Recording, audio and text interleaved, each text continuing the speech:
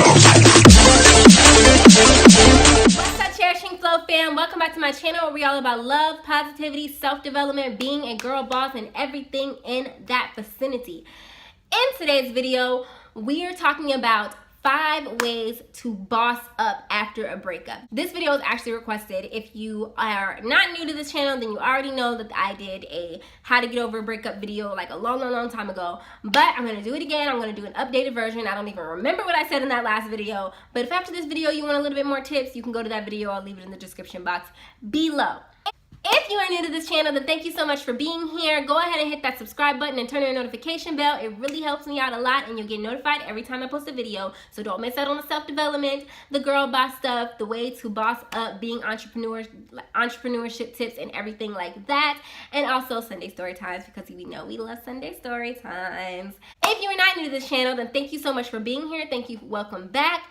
Thank you for loving me as much as I love you. Without further ado, let's get into the video. Tip number 1, take the time to reflect on that relationship, wrongs done on both parties, and why that relationship ended. Contrary to popular belief, you do not need another person to get closure. You do not need to sit down and listen to a guy tell you to your face that he just didn't feel like being faithful, or that it's your fault that he did this, that, and the other. No. Take your time, pay attention to signs that you may have missed, reflect. Think about it. What mistakes could you have made? And sometimes we do make mistakes. I know it's hard when you get your heart broken to accept the fact that no good somebody wasn't the only person to do anything wrong. They weren't, I promise you. Even if he ain't nothing and he's raggedy, you made mistakes. So what can you learn from that relationship? It's important to take what you learn from it and take that moving forward. It's hard to do, and sometimes, I don't know what it is with us women, we be wanting closure. We want to talk to them, and I don't want to do that. That's just what most women want to do.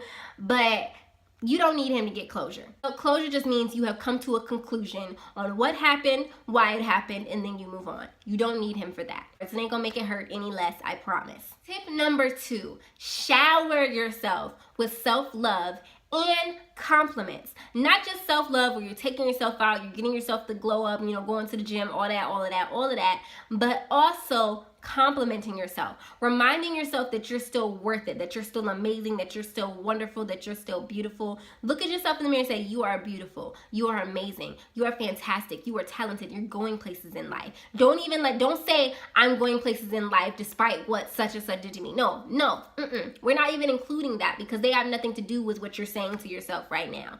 You are wonderful, you are fantastic, period. That's it. It does wonders for your mindset. I understand that sometimes it feels like you're lying to yourself, but it's very encouraging. Nobody can lift your self-esteem like yourself.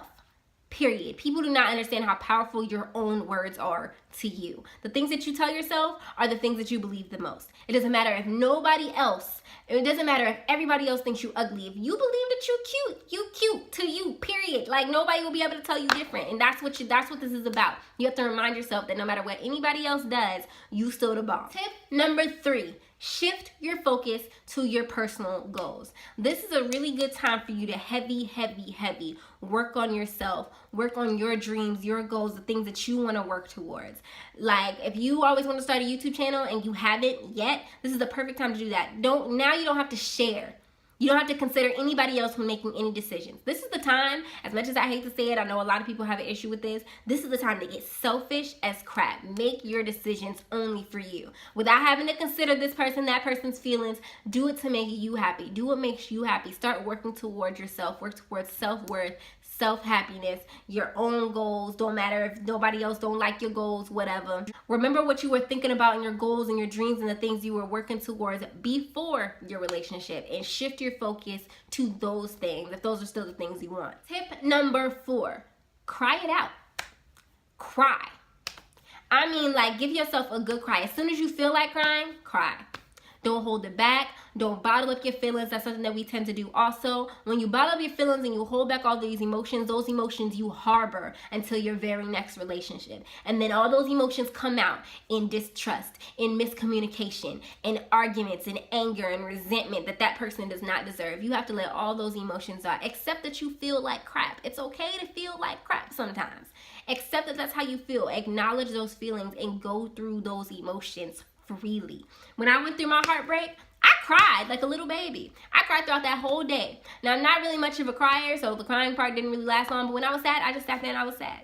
When I didn't feel like being bothered, I just chose not to be bothered, period. Don't let outside people are going to tell you, oh, you got to smile, you got to move forward, you got to do this, you got to do that. What you have to do is allow yourself to feel how you feel. Society's thing about, just move on, girl, he ain't worth it. He ain't worth it, but that's not what this is about. This is about you taking care of you and your feelings and your emotions, and you need to allow yourself to go through that hurt. Even if he ain't worth it, cry those tears anyway, because it's stupid of you to hold back your emotions or hold back how you feel, talking about what he worth. You're worth letting your emotions out. So how about that? Tip number 5, and this is important, and I know a lot of people don't agree with this, but cut that person that you broke up with off. Do not talk to them at all. Delete their number. Do not text them. Do not answer phone calls. Do not talk to them on social media. Don't look at their social media. I think that it is the most toxic thing for a person to do is to be looking at their ex-boyfriend or ex-girlfriend's social media when they're still trying to get past that relationship. It is toxic for you to do. Cut them off. Give yourself space. Give yourself time to let that go, to let that hurt go. Because every time you see them, you're just bringing up back that resentment and that hurt. Eventually, you might be able to be friends with them or see them and not feel anything. But when it first happens, when it's raw, when you're still feeling all those emotions, stop looking at them. Stop talking to them. And it's not, and you doing that does not mean that they won. I don't know, that whole thing like, if your ex blocked you, then you won. No, nigga. If I block you, then that means that I'm giving myself space from you to let you go. That doesn't mean that you won. What did you win? Oh, they lost. Don't even worry about that. That's not even an issue. But you have to give yourself space. You don't need negative energy. If they're a negative entity in your life, there's somebody who hurt you, lied to you, mistreated you, this is a friend, boyfriend, girlfriend, whatever, they don't need to be in your space. If you were hurt by that, if it caused you pain, then you need to let that go. It just means that you are giving yourself space and freedom from that person so you can get through the emotions that you need to get through to move forward. That is very important. I don't know why people be on that dumb stuff like you just have to keep them on your social media so they can see you glow up. They don't need to see you glow up. They don't deserve that. You talking about they don't deserve your tears, but they deserve to see you flourish into the human being you're going to be. I feel like if you want that person to hurt, then you're still hurting. They're going to hurt regardless, seeing you glow, seeing you grow, seeing you move forward and live your best life and be genuinely happy. But it doesn't mean as much if you're only happy to hurt them. That's not genuine. So yes, cut them off, let them go, move forward so that you can move forward. Eventually, you won't care no more. You guys can be friends on social media. You can see them out, say hello, and you're not feeling anything. Bonus tip for this one is to lean on your support system. Whether it's mother, father, sister, brother, cousin, best friend, it don't matter. Whoever it is, lean on your support system. Let them know, I am hurting right now. I'm going through a tough time. This is hard for me. I need you to help me, to be there for me. I'm not always going to be 100% happy. I need you to understand that. There's a difference, though, between leaning on your support system and taking your emotions out on your support system. I do not condone you lashing out on your family and your friends and the people that love you and care about you because you're hurting. That's not an excuse to be a dick. Period.